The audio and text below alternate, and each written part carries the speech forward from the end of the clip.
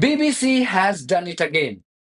Last night, it provided a platform to a known right wing extremist known to demonize the UK's 5 million Muslims, the same people who fund this now disgraced media organization with their hard earned money called the license fee.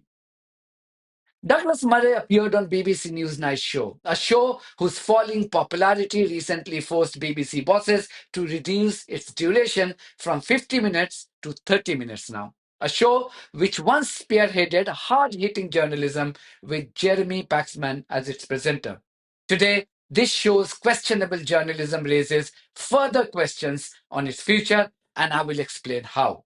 But let's look at BBC NewsNight's stated brief first. It says this: comprehensive coverage of the day's important national and international news stories. Going by its last night's episode and other shows in recent days, weeks, and months, the show has simply failed to meet its own stated objective.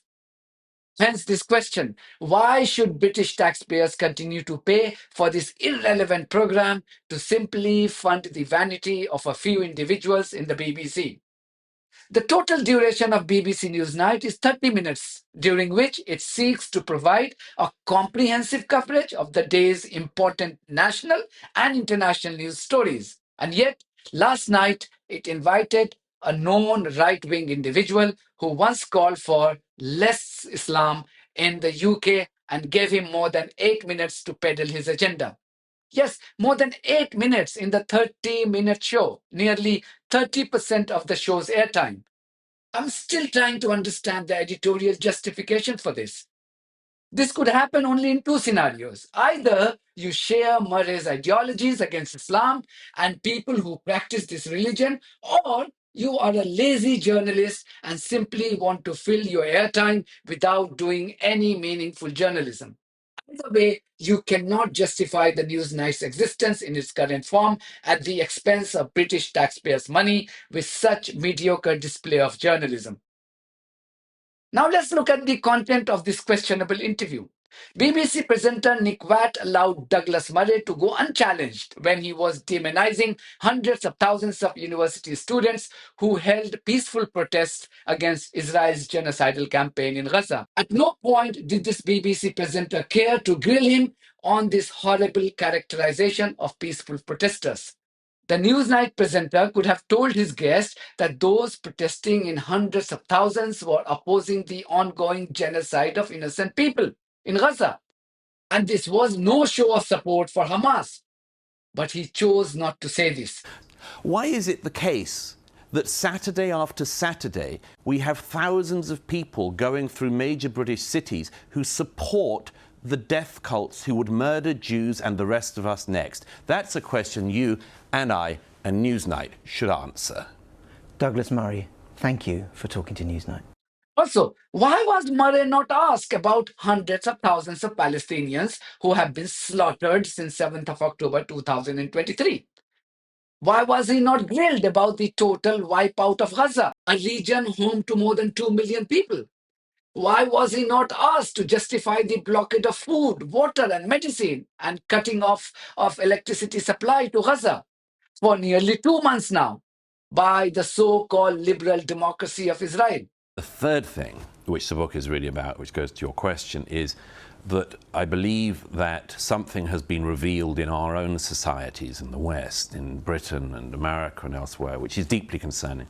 This was an attack by a death cult on a democracy, the slaughter of 1,200 people in the most barbaric fashion, the taking of 250 hostages, stealing them from their homes and holding them and torturing them, some still there, like 21-year-old Edan Alexander from New Jersey.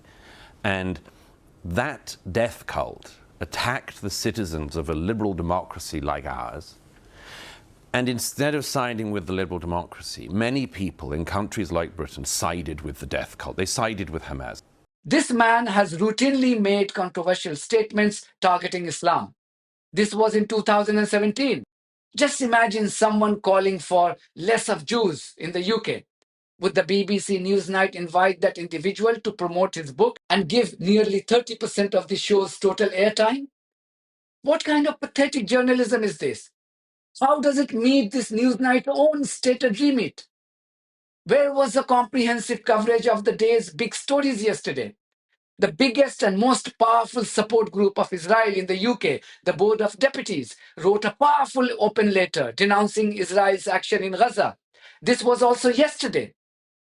Why did the Newsnight not cover this on its show?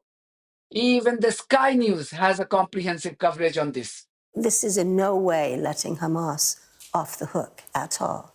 But this, Israel staying strong, this isn't Israel staying strong.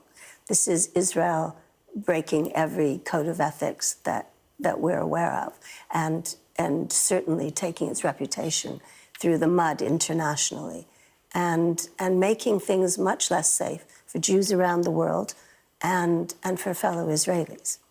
Why was no comprehensive coverage on the UK Supreme Court's important ruling on the legal definition of gender, which will have profound impact on the British society? And there were other big national and international stories too. But the Newsnight was more interested in platforming a deeply divisive figure known for his hateful views on Islam and his support for Israel. I'm glad that two of Newsnight's own guests called out the BBC's desperate attempt to disgrace journalism. Joe, I mean, you'll presumably agree with Douglas Murray that there is a problem with Islamic extremism. We all want to combat that. But what did you think of what he had to say about less Islam? Well, I think you were charitable in saying that he was talking to you earlier. I mean, he was sneering in a very self-satisfied way with a extreme arrogance. Douglas Murray is a man who has said of Humza Yousaf, who was the First Minister of Scotland, that he had infiltrated the British political system. Humza Yousaf is someone who was born in Britain, born in Scotland. This man is an extremist, in my view, and the Overton window, which we talked about earlier, has shifted so significantly that, and I don't criticise Newsnight for doing it, that he has been given an 8-minute interview on prime BBC television. And that is concerning because more and more people, it seems to me, share his repulsive views. Imagine, just for a moment, Nick, being one of the millions of British Muslims, law-abiding British Muslims, watching him say those things. Well, we did question him. Now, let's take a quick look. Inviting 4 talking heads and then filling the show by platforming a divisive character is not journalism. That's not the good use of our license fee. I asked the BBC to explain its rationale behind this shameful exercise in the name of journalism. As expected, I didn't get any response. So you know Jonathan Aspinwall, Newsnight's current editor, is my former colleague at the BBC Asian Network. So it's even more disappointing that this once reputed program is going down the hill under his watch. That's it for me. Thank you very much for your support of this platform and our journalism on buymeacoffee.com and Patreon. If you too think that our journalism is worth supporting, then you too should consider becoming part of it. In the meantime, if you haven't subscribed to my channel, please do so, because that's one of the many ways you can support independent journalism. God bless you all.